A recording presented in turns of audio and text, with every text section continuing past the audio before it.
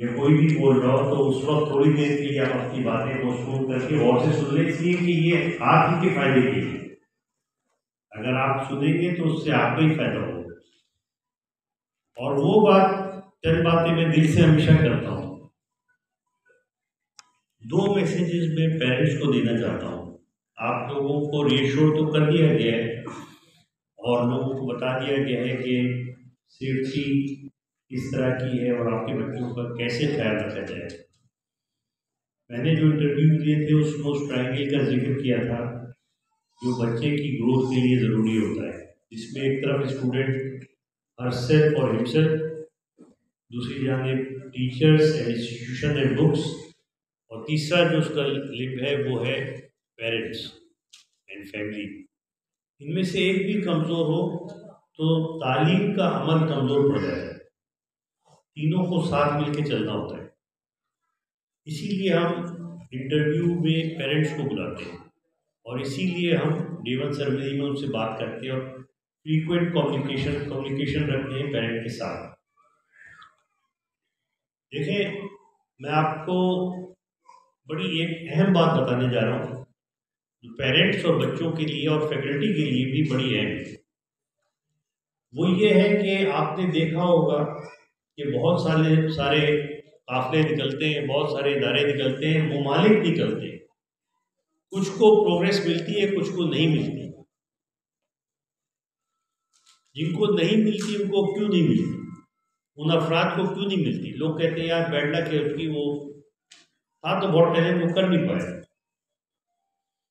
अब इतने साल गुजारने के बाद और 25 साल से तो यही इदारा चलाने के बाद मैं आपको वजह बताता हूँ कि क्यों नहीं कर पाते कुछ। ये बैड लक वगैरह नहीं होती, इसके पीछे 2 वजह होती।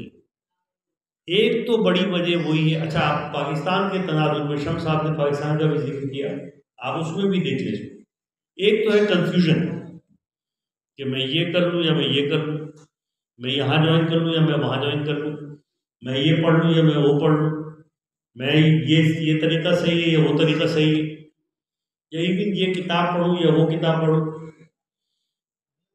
तो ये कंफ्यूजन जो है ये प्रोग्रेस के लिए बहुत बड़ा डिटेरेंट है, बहुत बड़ा डिटेरेंट है कि आपकी प्रोग्रेस को रोक देता है। कंफ्यूज माइंड जो है कितनी मेहनत करे वो उसका मुकाबला नहीं कर सकता जो एक फोकस्ड माइंड का होता है। आप पाकिस्तान में देखें, वो कहते हैं एडॉक पॉलिसी। एडॉक का लफ्ज़ मैंने जब मैं इंग्लैंड गया 1986 में और इस्तेमाल किया तो वो समझ ही नहीं पाया कि एडॉक क्या होता है। I never heard this word before. अंग्रेजों ने ये सुना ही नहीं था पहले कि एडॉक भी कोई लफ्ज़ होता है। और एक ही बात नहीं कर रहा हूँ मैं, काफ़ी लोगों की बात कर रहा हूँ। तो लेकिन हमारे यहाँ तो ये मतलब हर रोज़ हर अखबार में, हर न्यूज़ में सुनने को मिलता है कि एडॉक बेसिस पे, एडॉक पॉलिसियाँ बनती ही नहीं, बल्कि अगर बन जाए तो अगला आने वाला उसे चेंज कर देता है, अगली हुकूमत उसे चेंज कर देती है, अगला वजीर उसे चेंज कर देता है। यहाँ पे सीनियर हेल्थ के लोग बैठे हुए, मैं आपसे पूछूं पाकिस्तान की हेल्थ पॉलिसी क्या है? After 5 years what are we going to achieve with the health department? Can you answer? कोई है, कोई हमारा कोई क्लियर विजन है? कोई हमारा विजन है कि हम 5 साल बाद यहाँ पहुंचेंगे? पाकिस्तान की माशी पॉलिसी क्या है? 5 साल पहले बाद हम कहाँ जाएंगे? पाकिस्तान की नजरियाती पॉलिसी क्या है? हम खुद देखते हैं कि 1940 का वो तो कुछ था रेजोल्यूशन, पाकिस्तान रेजोल्यूशन, फिर उसके बाद से वो जो ऑब्जेक्टिव वो बनी और उसके बाद फिर क्या हुआ वो सबके सामने। इस कंफ्यूजन में तरक्की कैसे हो सकती है? देखिए 25 साल से इस इंस्टीट्यूशन को, जैसे कि डॉक्टर अबीद ने कहा कि एनेटमी डिपार्टमेंट से शुरू हुआ और एक डायरेक्शन में चला, इसके पीछे कोई सपोर्ट नहीं थी किसी इदारे की, बड़े इदारे की या मुल्क की, या कोई उस तरह से नहीं थी। जो कुछ यहाँ से हासिल होता था यहाँ पे लगाया जाता था और उसको ग्रो किया जाता था। तो फिर ये कैसे तरक्की हो गई? ये कैसे हो रहा है कि एक FCPS में जो आपका रिजल्ट जो है वो बड़े बड़े इदारों से पाकिस्तान की बेहतर आ रहा है? क्यों आ रहा है? यहाँ के जितने बच्चे FCPS पास करते हैं उतने दूसरे इदारों के क्यों नहीं कर पाते? उसकी वजह यह है कि यहाँ पर कोई कंफ्यूजन नहीं है।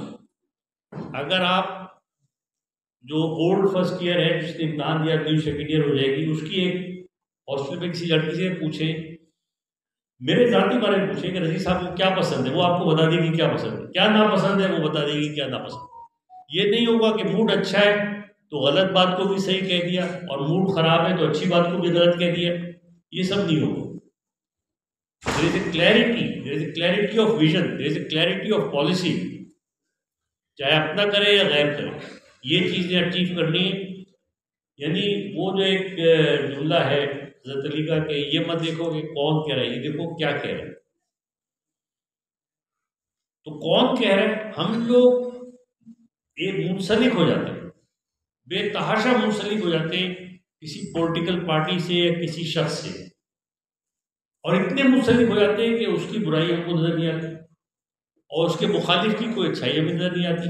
यानी हमारा अपना माइंड डिसाइड नहीं कर पाता कि ये शख्स जो है ये बात तो गलत की, इसने बेशक हमारा लीडर है, हमें वोट दिया, मगर ये बात सही नहीं है। ना ये हिम्मत होती है, ना वो इस्तात होती है। और ये मैं आपसे अर्ज करूं कि ये बात ला इलाहा इल्लल्लाह के खिलाफ है, क्योंकि जिसकी आपको बुराई नजर आना बंद होगी उसने आपको उसको आपने इला मान लिया था। आपका सिर्फ अल्लाह आपके इला नहीं रहा, वो भी इला बन गया क्योंकि उसकी बुराई नजर नहीं आ रही आपको। तो एक तो इस तरह मुंसलिक हो जाना। तो मेरा स्टूडेंट जो भी होगा ये होगी, और ट्रू स्टूडेंट होगा उसके दिमाग में क्लैरिटी होगी, कंफ्यूज नहीं होगा वो कि क्या पता ये और क्या पता वो। ठीक है, सर्च करें, डिस्कस करें, एडवाइस लें, लेकिन ultimately find what is right and then just follow it. हम लोग 75 साल से, और मैं इसलिए काबिल हुआ कि मेरे साथियों ने मुझसे पहले जो है वो बहुत सारी ऐसी बातें कह दी जिनको मुझे दोहराने की ज़रूरत नहीं है। लेकिन एक बात आखिर में कहूँगा कि जब भी ये फर्स्ट ईयर वाले बच्चे आते हैं और उनकी शक्लें मैं देखता हूँ तो मुझे अपना कोई बच्चा याद आता है। मुझे लगता है कि यार इसकी शक्ल तो शकील से मिल रही है, ये तो ओम से मिल रहा है, ये तो फला से मिल रहा है। और यही नहीं, ये तो मुझसे मिल रहा है, क्योंकि 37 साल के बाद भी मुझे वो वक्त याद है जबकि मैं भी इसी तरह था। तो एक मुझे यहाँ पे हबीब साहब ये